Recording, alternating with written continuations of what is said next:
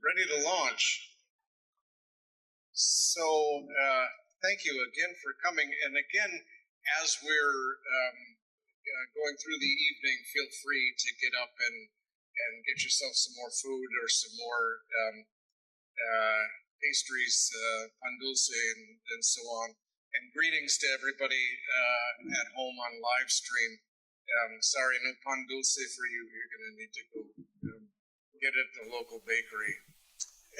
So it's really my pleasure to introduce Alejandra Oliva, who is the author of a tremendous book called Rivermouth, which is subtitled Chronicles of Language, Faith, and Migration. And this book kind of made a splash. The Kirkus Reviews said that it was one of the best nonfiction books of 2023, and the Boston Globe called it something like one of the most thoughtful things that's been written on national immigration policy. And it comes out of Alejandra's work at the border between the U.S. and Mexico, accompanying people, and she'll explain more about that. She has academic credentials as well. She has a master's degree from Harvard Divinity School, a master's in theological studies, and has had a fellowship at Yale University as well. So please join me in welcoming Alejandra Oliva.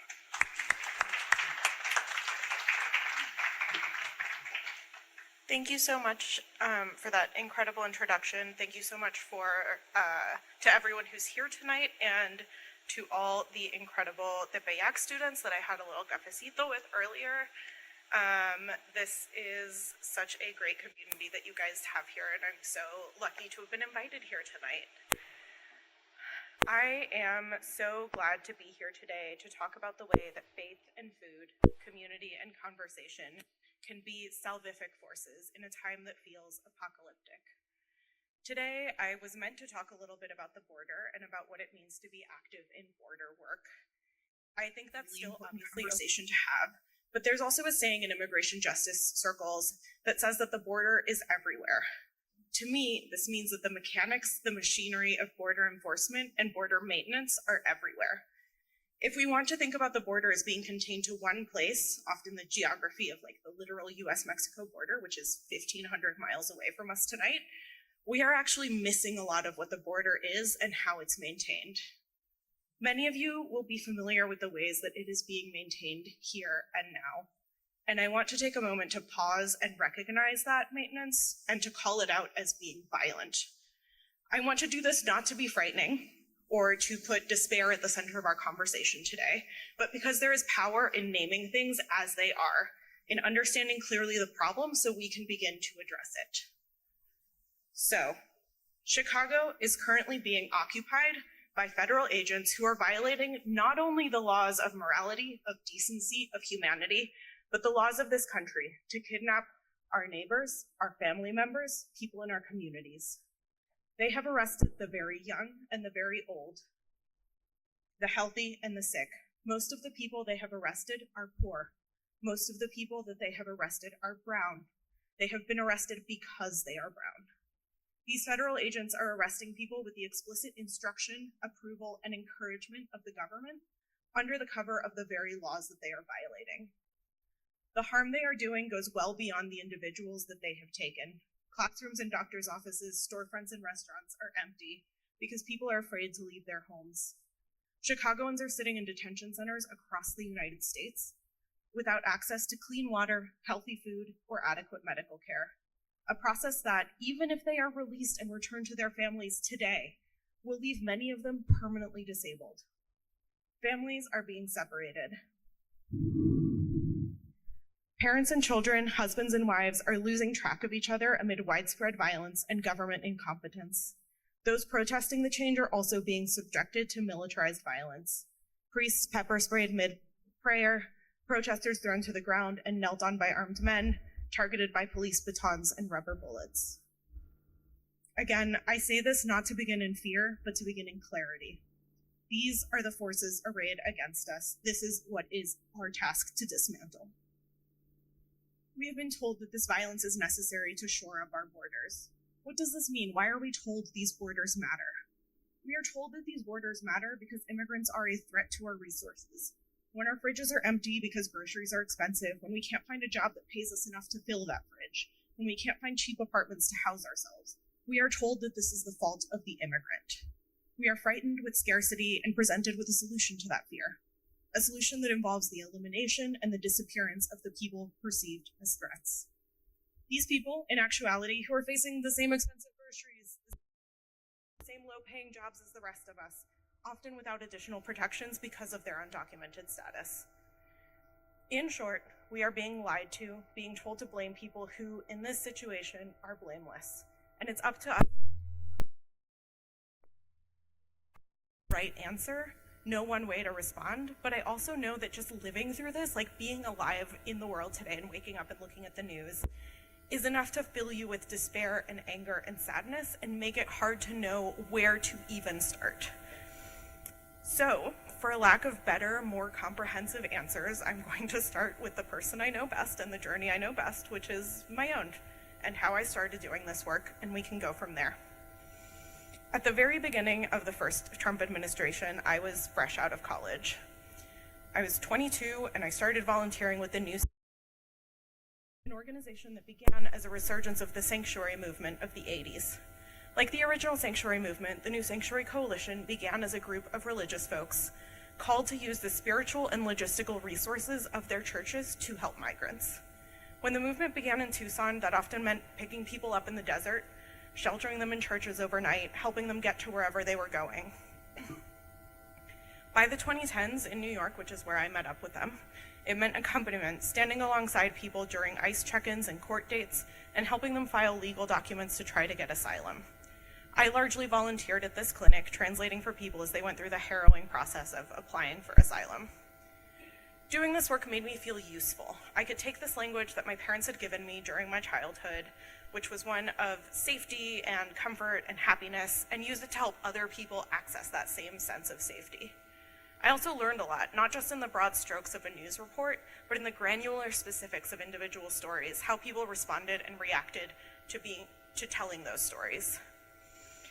And then, in 2019, the New Sanctuary Coalition organized what they called a reverse caravan, sending volunteers and supplies from New York to Tijuana to meet the migrant caravan of about 7,000 people who had walked up from Central America together.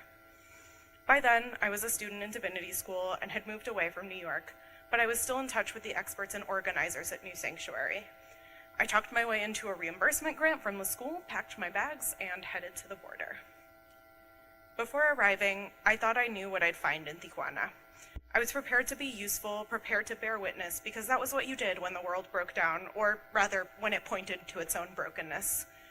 I'd spent the prior year of divinity school talking endlessly about witnessing in the abstract, about not looking away, about the difference between action and prayer. And so while this trip wasn't really about faith in the way that it wasn't about God for me, it was a little bit about having faith in myself as an agent of change, a comforting presence, as someone helpful. In that week, I discovered that the work there was to do in Tijuana looked very different from what I expected. Instead of being there to fill out forms, my job was to play with kids, to hand out tamales and styrofoam cups of coffee. I was there to listen to someone's story, not because there was a form between us or an end goal in mind, but because they needed to tell anyone, what they had lived through. I was there to reassure them that they had made the right choices, that they were keeping their kids safe, that I could see how hard they were working for the people they loved. I was there to see scars, to see tears, to see immigration officials shouting, and to serve as a warning that they were being observed. To be a warm hand on a back, a tissue held out quietly, a body between a person and someone else with a clipboard and a megaphone. I was there to gossip or to commiserate about the cold and the rain. I was there to answer questions, scan documents, lend a telephone, write names and numbers on arms in permanent marker. In short, I was there to accompany. By the end of the week, I was exhausted. I had been on my feet all day, every day. They throbbed every time I lay down in my hotel room at night. I had been playing and chatting and answering questions, and none of it felt like it mattered. Every day, twice a day, I had seen people cross the border to ask for asylum, knowing they'd be disappeared into an immigration detention system or turned back to the place they had fought so hard to escape. I was there to help, and that meant actually noticing that my help was both sorely needed and not enough. It was good then that Sunday was a rest day. The vans across the border stopped on that day, and volunteers were asked to go to a church service held in Friendship Park. I went with a group of other volunteers, and we climbed up the beach to the park, past where deported veterans had painted their names on the wall next to murals and Bible verses, past food vendors and blaring boom boxes and dogs on walks.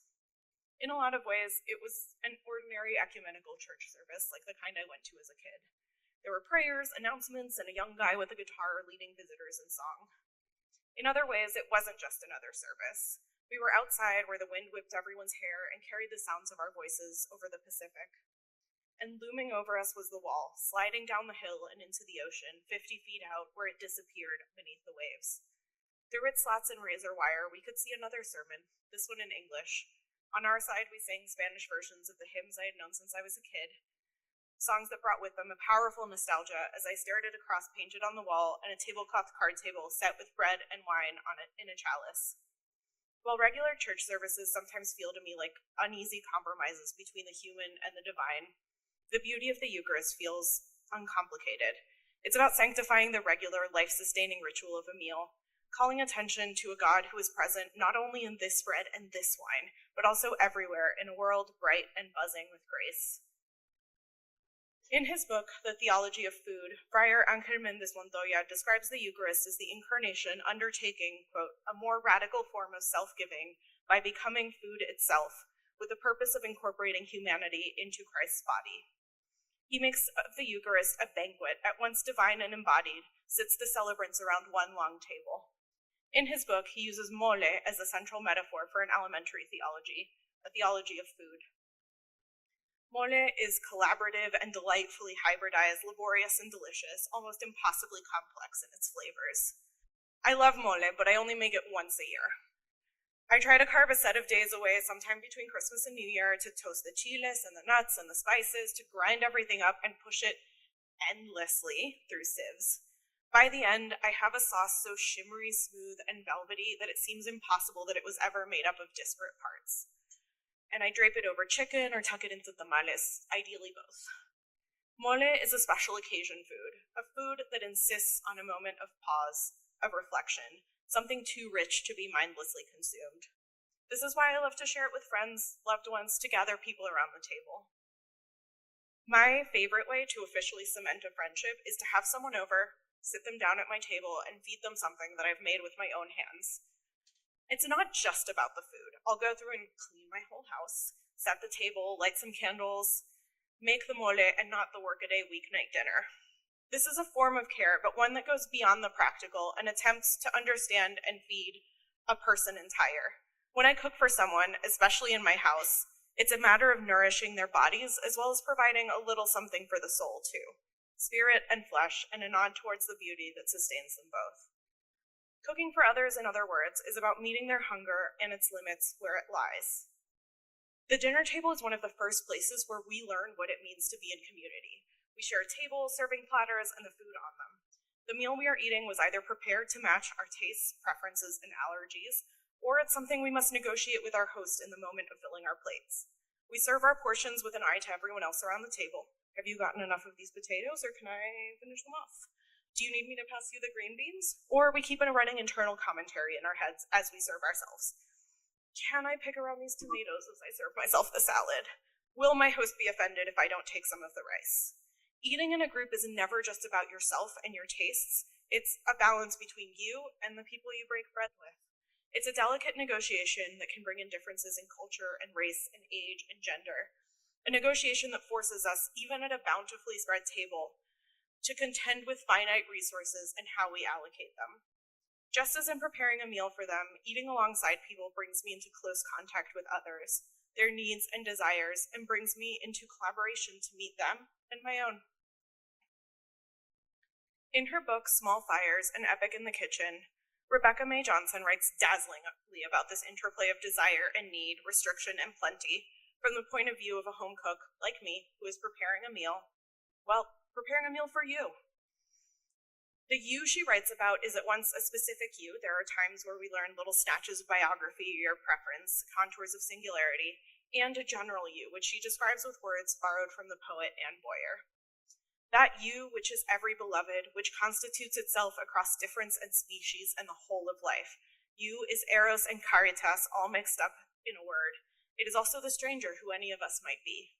Johnson continues, you are the stranger at my door, at my table, who I will cook for, and the stranger whose refusals and pleasures will teach me how to eat and how to cook. Again, how to love again. And suddenly we are both, yes, very concretely talking about food and eating and sharing a table, but we're also suddenly talking about a field that is much bigger than a starched tablecloth or a rumpled picnic blanket. We're talking about the stranger at the door, the philosophical abstraction and concrete reality, also known as the other, the not self, the person who appears around our campfire in need of something that we may not have plenty of. From fairy tales to philosophy, the other is presented as not quite a menace, not quite a blessing, but usually as an opportunity to rise to the challenge. From the old crone at the edge of the woods that needs your assistance, to Emmanuel Levinas's consideration of the face of the other that calls us into giving and serving, encountering the not-self and their needs is a chance to reach beyond yourself in love, to act into an abundance you may not feel secure in. For Johnson, even when cooking for a you she knows and loves, those negotiations take on edges of the erotic, of the political. As a home cook in a household where the larder is full, the question is less about need and more about pleasure.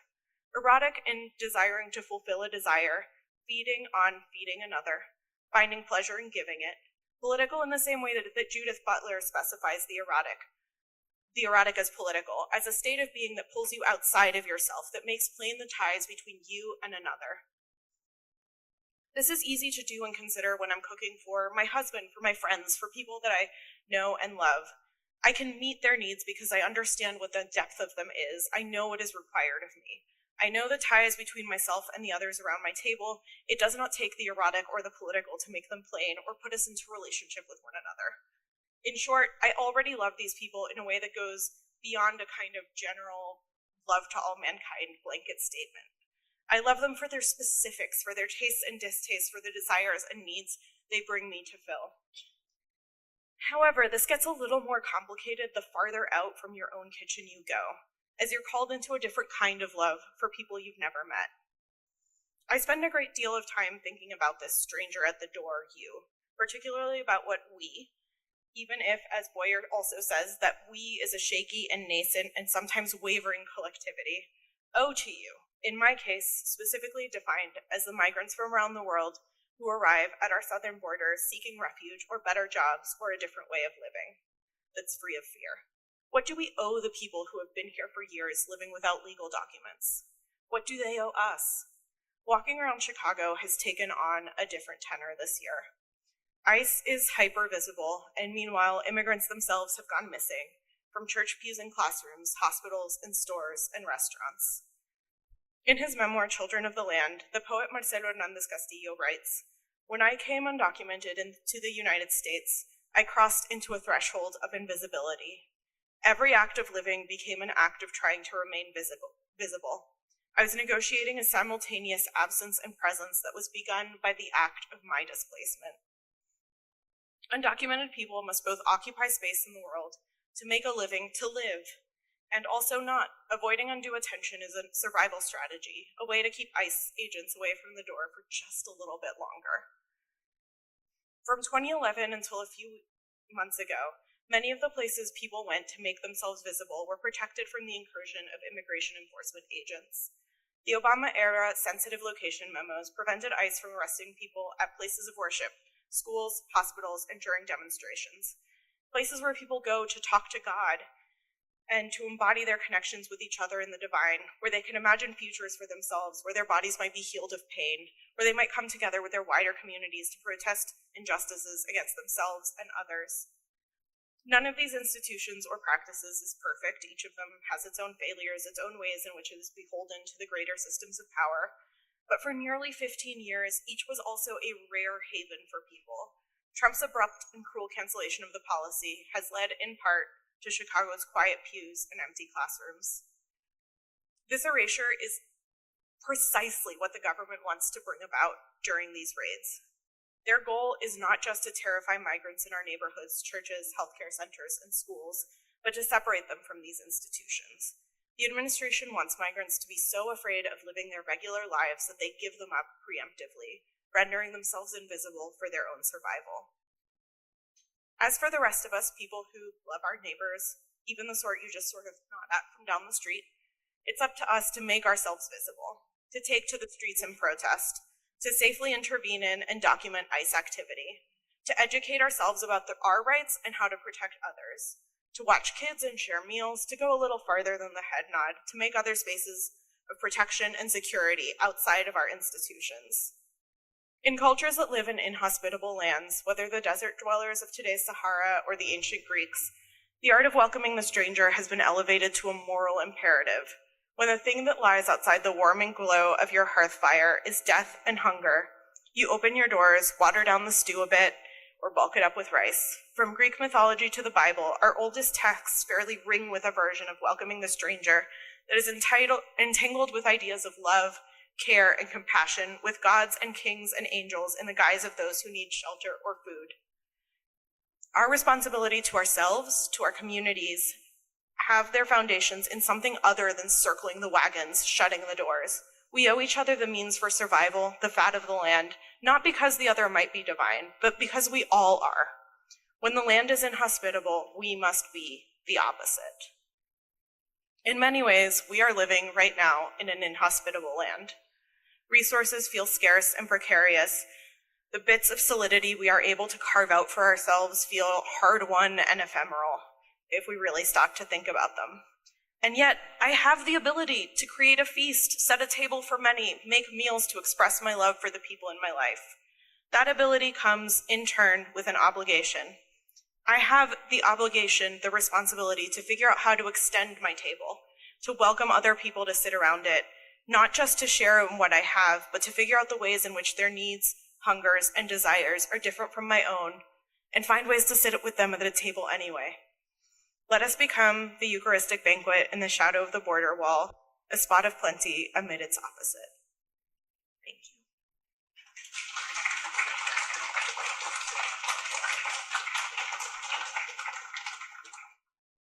I believe we have time for questions, comments. Let's chat.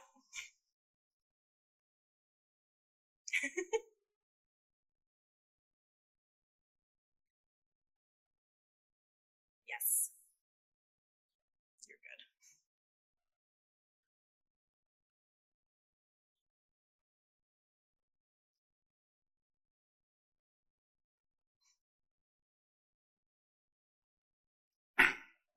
In your time in Mexico, what was like one of the most like profound things that you noticed in like those communities that like you, I would say, least expected? That is a great question. I think I was mostly working with people who like did not live in Tijuana, or just there because you have to sort of like wait to get your number called to cross the border. They were like limiting the number of people that could cross per day, so they had a whole like numbering waiting system that I think no longer exists, but used to. And so a lot of people were living in these very ad hoc kind of ways. There was like a huge shelter that was set up in like, I want to say like a rodeo ring, like it was like a big dusty thing with like a lot of seats. And even in this space that people were occupying like for a very brief period of time, the ways that community sprang up between people who were living there, like people would be checking in on each other, they'd be watching kids, they set up a rota to clean the bathrooms, like it was just such a, these were people that had been on the road for months and months and months. They were, I'm sure, tired of being in such close proximity with other people. I know I would be if I had to do like a month-long walk and then go live in a repurposed like rodeo arena. But they still made it such a point to create community with each other and together. And that's something that I think about all the time. Thank you.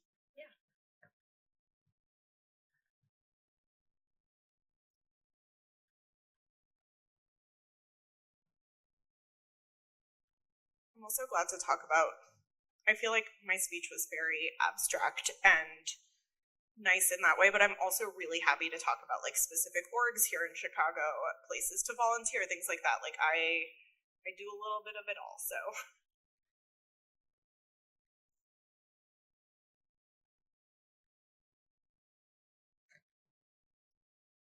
Of course. Hi. Hi. Thank you so much for your talk. I thought it was pretty interesting, and again, it's really so relevant, especially here in Chicago.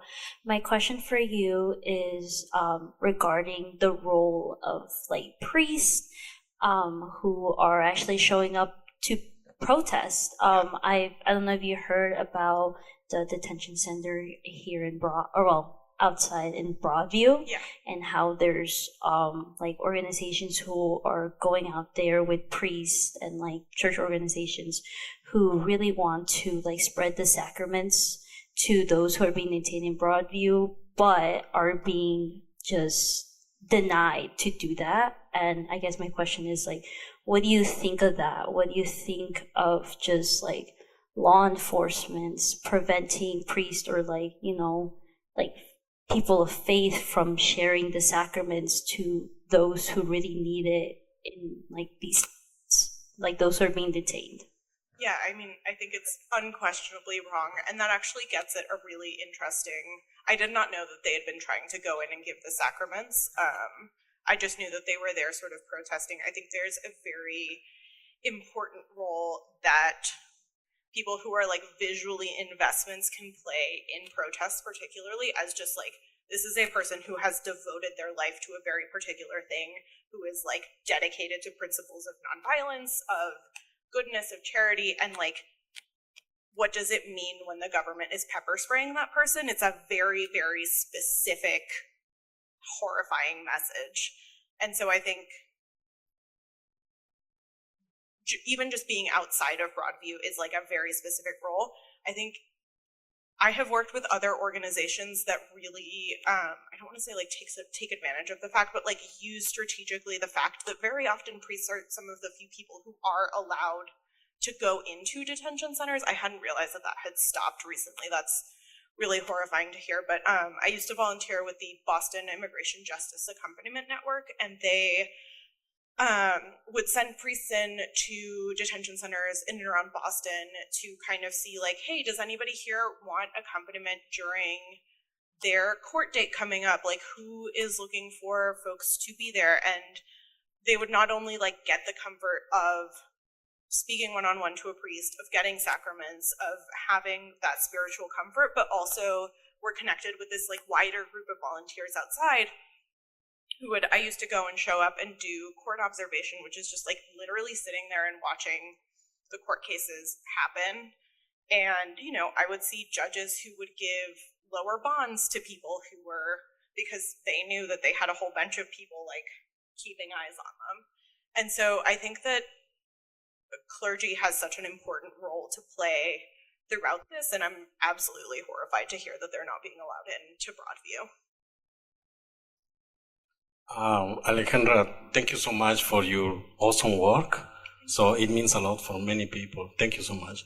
So I have a question. I'm curious about the main picture of your book. Yes. So what does it mean? I mean, it looks like it's the border, but does it has a special meaning for you? Something? Thank you. Yes. I love that you asked that question. So the cover of my book was designed by an artist named Paula de la Calle, who is a Colombian like visual artist, collage artist, and she does a lot of things that are very mixed media. And so that is a picture of Rio Bravo, and she has sort of like cut out the river itself and kind of stitched the two sides together. And when I'm not doing this work, I'm also a textile artist, and so she kind of captured a little bit of that in that image. I love my book cover. I got so lucky with that.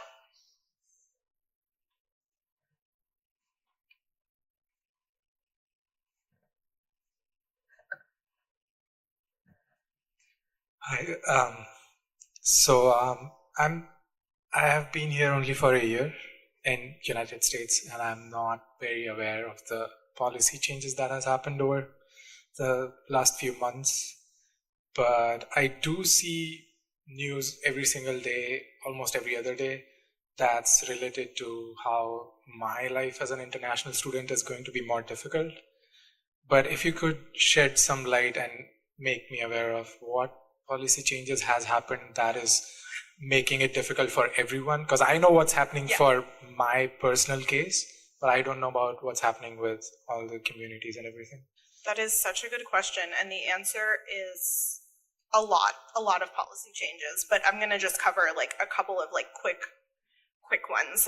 The first one I think was a Supreme Court case that ruled that ICE can detain people based on their visual. Like, it used to be that police and immigration enforcement agents could not stop you. They needed to have a reasonable suspicion to stop you, and that needed to go beyond like, this is a brown person and they look suspicious. That is no longer the case. Now it can be like, yeah, you're a brown person and you look kind of illegal, I guess, and so they can stop you and arrest you just based on that. So isn't that by definition a racist idea? I'm sorry. Yes. Yeah, no, that was one of those moments that I was like, oh, okay, this is gone from bad to worse, kind of. I think the other organization that I work very closely with is I'm on the board of the Midwest Immigration Bond Fund, and so we raise money to bail people out of immigration detention centers. And it used to be that if you were picked up and you did not have a criminal record, you could kind of get a judge to give you a bond, and that would be minimum is $1,500, no maximum, but we used to like, if we would get a $7,000 bond, we'd be like, whew, that's high. And like, we would, if we had any money, we were constantly sending out the door. Right now, they have drastically limited who is eligible for bond, and they have raised those bond amounts tremendously.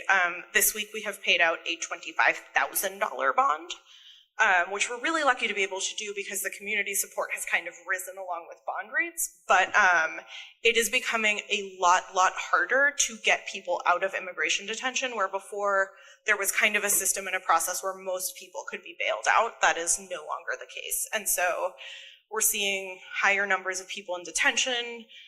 Detention centers are overcrowded. I'm sure you've heard about conditions at Broadview, which is not technically a detention center, but there's overcrowding, there's really poor medical care. It's a bad situation. Thank you. Yeah.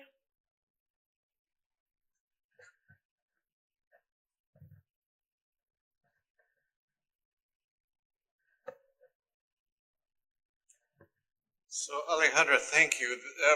You said some really beautiful things about the Eucharist during your talk, and I wanted to just see if you would expand on that and give us some theology before you get too concrete. I want to make sure that you get the theology. So it's certainly possible, and people do it all the time. Even people that take the Eucharist very, very seriously. It's a kind of routine part of church services, and it's not clear to a lot of people, like, what's the connection between that and migration, immigrants, right? Could you kind of make that explicit, talk about the body of Christ and try to make that connection for us? All right, I'm gonna dust off my master's in theological studies for a minute. So I've been reading Friar Mendes Montoya's book recently, and I think that that's such a beautiful, particularly like Latina exploration of what the Eucharist means and what food means in a theological context. And I think the way that I started my talk in thinking about the ways that particularly migration is presented to us as a resource issue, as a there is not enough, there is limits to what we have in this country, and migrants are coming and taking all of it, and there's not going to be enough for you.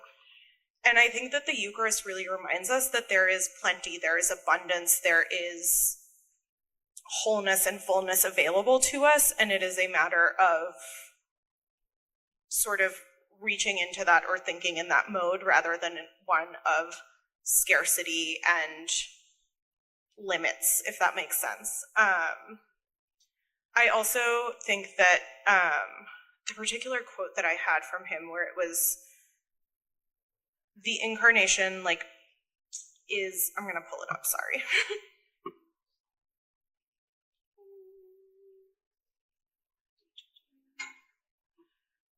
The incarnation undertaking a more radical form of self-giving by becoming food itself with the purpose of incorporating humanity into Christ's body.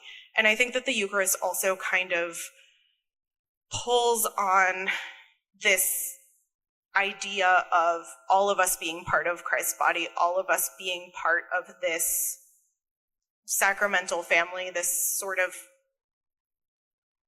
unit, and that makes us all precious, and that reminds us all that there is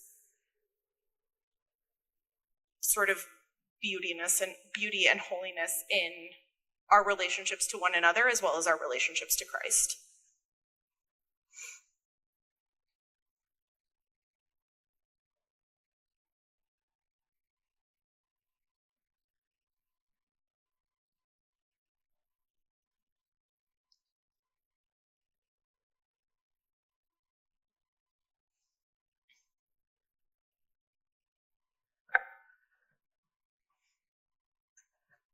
Hi, so I'm also an international student and I'm curious about how these policies came to be and how they were passed. Can you talk more about that? Yes, this is a great question that gets at one of the really weird things about immigration particularly, which is theoretically in this country, laws get enacted because the entire Congress votes on them. Everyone says, yes, it is good. The thing about immigration policy is that most of it is actually, like, a little bit of it is congressional. Most of it is just dependent on the executive branch. And so the president can release a memo saying, you know, we don't want to give student visas anymore, and, like, that's it, that program's done. So, like, DACA, for example, is something that a lot of people benefit from in this country. It was an incredible victory, but it was passed because President Obama, like, signed a paper basically that said, like, these are the people we're going to protect. And so then when Trump came into office, he said, no, we're going to do away with it. And he could, because it was not something that was passed on by Congress. We're now seeing the Trump administration get rid of things even that Congress has voted on just kind of through memos and because he feels like it. But so much of immigration policy is really decided by this one branch of government without needing the other branches to weigh in. And so very often, and I felt this very strongly in the first Trump administration too, the executive will pass a rule, make an order. So, like, family separation was a really big thing in the first Trump administration. That was a memo that was signed. The courts came in and were like, hey, you can't do that. That's illegal. And they had to stop. It was also a big public outcry that was really like, oh, okay, we might get sent to The Hague for this. But it was a court that was like, hey, you need to stop doing this. And then they did. But in the meantime, all of these parents were separated from their children. There are still parents who don't know where their kids are and vice versa. And so you have this sort of executive permissiveness where they feel like they can do anything, and the courts will sometimes stop them. But in the meantime, you have all of these people who are deeply, deeply affected, who have their lives ruined basically by these blatantly illegal policies. Thank you.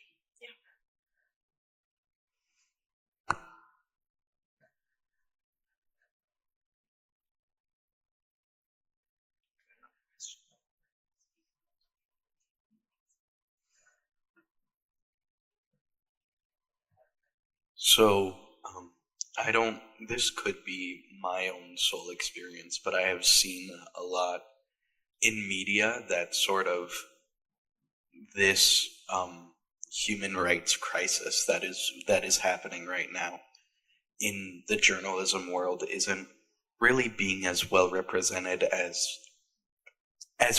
a country we're going through a lot of issues. Yes. But this one, which is probably the biggest at this point, I don't think it's controversial to say that feels underrepresented in journalism, as a journalism major, it's just something I've noticed. And do you have thoughts on that? And would you like to just talk about that a little bit? Yes, absolutely. Nice save from making it a yes/no question. My day job is that I work in communications over at the National Immigrant Justice Center. I used to work there, and then I started again like 2 weeks ago. So I'm really, really familiar with like journalists coming in and being like, "Hey, we have questions." And the issue, it is, I think, underreported. And I feel like there's also an issue that like it's only really getting reported on. Like the old Irving Park Halloween tear gassing was very, very bad, but also is being reported on like drastically out of proportion to anything else because it happened in like a wealthy white neighborhood, right? The other issue with immigration stuff in particular is that it is difficult to talk to directly affected people. Part of my job right now is to talk to directly affected folks and kind of mediate between them and journalists, and most of them are like, "Hey, like I don't want to talk to the media right now. Like I am very scared to go public with my story. I am scared of facing retribution." And so you end up with these stories that are like trying to cover it, but also sort of like very abstract, like things are bad without explaining like exactly how and why things are bad. And so I think that that also kind of contributes to it. And like there are certain reporters that like I know that we work with closely and we trust really well to like keep our clients safe and like understand how to do really responsible reporting with people who are in very vulnerable positions, but that is not everyone, and that is not all the time. And so it's really a matter of kind of balancing like, is this person going to take care of the client? Are we going to be in good shape with this? Like, how are we gonna work with this? So that's kind of the tricky part. It's also so policy dependent, and right now we're seeing a lot of people. During the first Trump administration, I feel like I had like my 4 or 5 journalists that were like always on the beat. I would check to see if they had published anything, and like when they did, they like knew what was going on. Right now, we have reporters who have never covered immigration before and are having to get like a crash course in policies that are literally changing like day by day, week by week. And so there's also a lot of like people kind of misunderstanding the context or the laws and things like that. That's just like it's my full-time whole job and I can barely keep up with it. I can't imagine being a journalist who's also reporting on like whatever else is going on in the city, and then also being like, and then also an immigration policy, which is somehow an extremely local issue right now that I have to learn about, and that is a lot.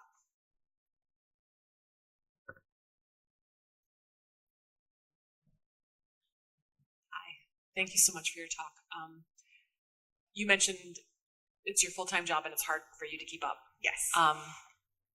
For those of us for whom it isn't, I'm a physics professor, right? This doesn't, like, if I wanted, and I'm white and I live in a fairly white neighborhood, and I take the train to work, but like if I wanted to, I could ignore what's going on. Yeah.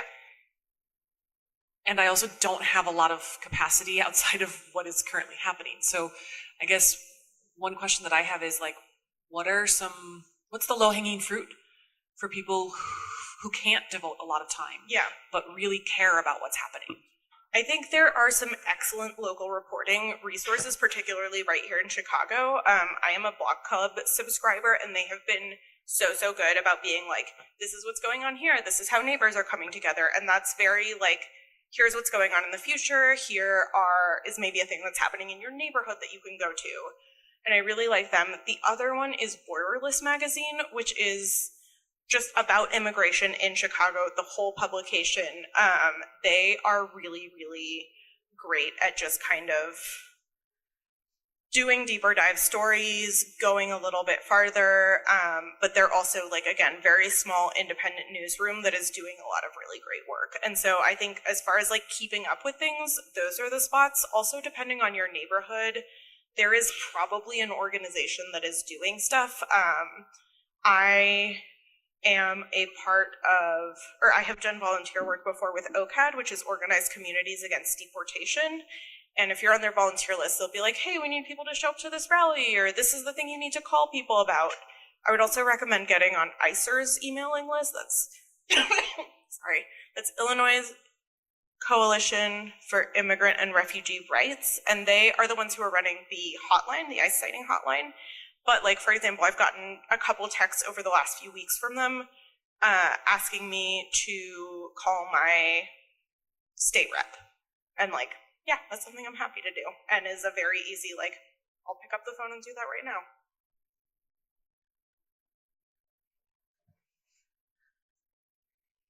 Thank you. This is, I think, dovetailing on that question a little bit. I know and I feel my responsibility to, as an American and as a Christian, to be aware and to participate in this, engage with this. I also know that I need to look for those signs of hope that can keep me going. I think the presence of international students with us tonight, I just want to thank you. I think, you know, you expanding your world is a radical sign of hope for me and for you being here. People immigrating, I think someone who picks up and leaves their home for a better life for their children, for their families, I think that's an incredible act of hope that's inspiring to me. Could you talk a little bit about signs of hope, things that kind of keep you going? Yes, I think that it is a scary time to be in Chicago. It is also an incredible time to be in Chicago. The way that communities, that neighbors, that everyone has just like mobilized, that, you know, the Whistlemania thing that's happening, I think is such a cool idea that just really like bubbled up from neighborhood organizations for people getting together and being like, okay, what can we do about this? All of the protesters at Broadview who like keep coming back for more and keep coming back for more, even though it's like incredibly violent over there. I think all of these things are like, okay, we're not going to take this laying down. I think earlier on, back in like January, February, when these very, very early raids were happening and like Dr. Phil was running around with ICE agents, whatever, the sort of border czar, Tom Homan, went on the news and was like, everybody in Chicago knows their rights too well and we can't arrest people. And I was like, yeah, that's right, they do. And like, I think that is such a great sign of the incredible, incredible work being done by activists in the city. And like, that's the activists who have been doing this work for a long time. I think the place where I see most hope is the people who are like, I've never done this before, but like, I'm showing up to my community meeting. I'm figuring out how to get involved in different ways. And I think that is really, really hopeful and exciting to me, and just makes me feel like Chicago's going to be okay.